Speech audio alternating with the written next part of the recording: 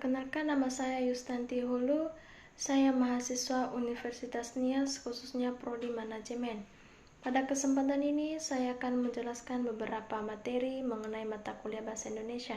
Yang pertama, hakikat bahasa, dan yang kedua, sejarah perkembangan bahasa. Yang pertama, saya akan membahas tentang hakikat bahasa. Hakikat bahasa pada dasarnya adalah sebuah sistem, artinya bahasa itu dibentuk oleh sejumlah komponen dengan pola yang tetap dan dapat memiliki beberapa atau mencakup kaidah yang di dalamnya. Dengan adanya pernyataan tentang bahasa adalah sebuah sistem yang memiliki pola tertentu, maka jelas dalam suatu bahasa akan terdapat adanya subsistem. Subsistem ini mencakup beberapa teori. Yang pertama, fonologi, morfologi, dan sintaksis. Nah, hakikatnya juga ada beberapa pendapat oleh para ahli. Yang pertama, menurut Sikeraf, bahwasanya bahasa adalah alat komunikasi antara anggota masyarakat berupa simbol, bunyi yang dihasilkan oleh alat ucap manusia. Sedangkan menurut Sicheyer berpendapat bahwa bahasa adalah alat verbal yang digunakan untuk berkomunikasi, sedangkan berbahasa adalah proses penyampaian informasi dalam berkomunikasi. Nah, dalam penjelasan di atas, kita bisa mengambil kesimpulannya bahwa hakikat bahasa yaitu sebuah alat komunikasi atau verbal yang digunakan manusia dalam menjalani kehidupan sehari-hari dan mempunyai sistem dengan pola tertentu. Ada pun juga sifat-sifat bahasa. Yang pertama, bahasa sebagai sistem. Bahasa sebagai sistem ini yang artinya tersusun, teratur, sehingga mudah dipahami atau berpola yang membentuk suatu keseluruhan yang bermakna atau berfungsi.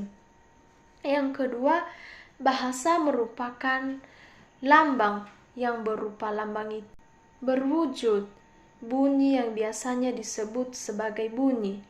Bahasa setiap lambang, dari mana bahasa dapat melambangkan sesuatu yang nantinya disebut dengan makna atau konsep. Yang ketiga, bahasa sebagai arbitrer, yang artinya mana suka, sehingga dapat disimpulkan bahwa hubungan antara lambang bunyi dengan yang dilambangkan itu tidak wajib, bisa berubah sewaktu-waktu, dan tidak dapat dijelaskan mengapa bunyi tersebut dapat mengonsepsi makna tersebut. Yang keempat, bahasa bersifat produktif yang dapat berkembang dalam jumlah yang tidak terbatas. Yang kelima, bahasa bersifat dinamis.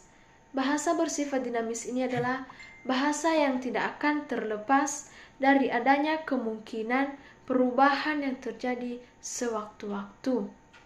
Dan yang keenam, bahasa itu beragam atau mempunyai kaidah atau pola yang sama, tetapi apabila disampaikan oleh penutur atau yang heterogen yang memiliki latar belakang sosial dan kebiasaan yang berbeda-beda.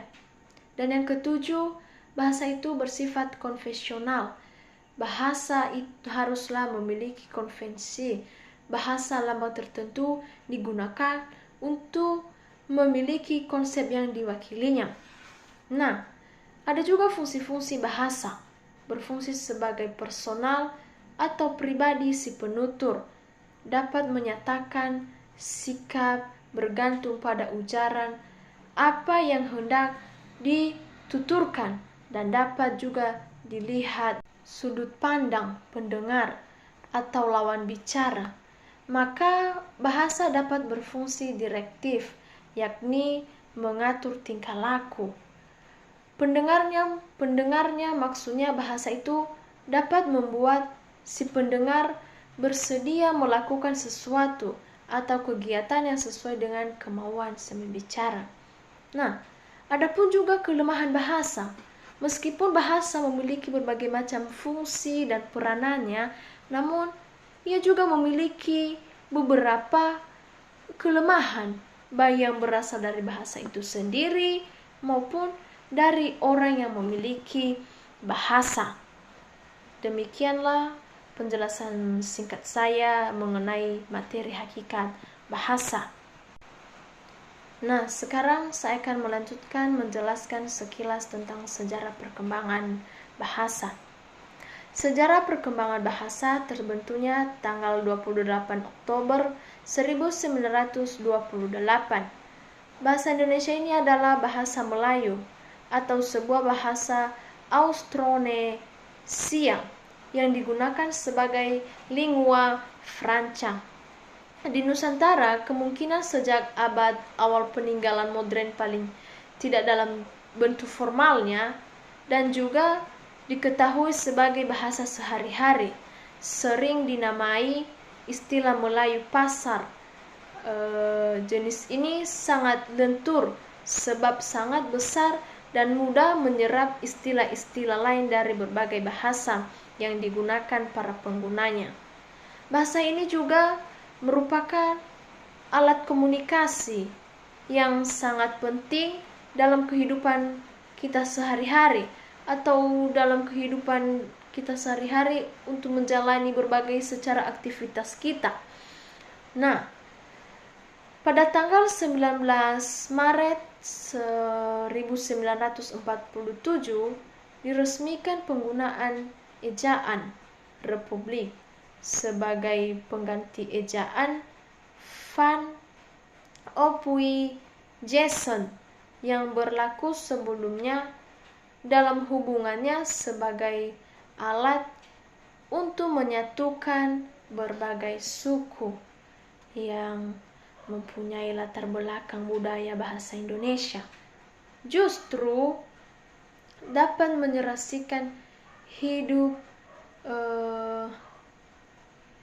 sebagai bangsa yang mempersatukan tanpa meninggalkan identitas kesukuan dan kesetiaan kepada nilai-nilai sosial budaya serta latar belakang bahasa etnik yang bersangkutan.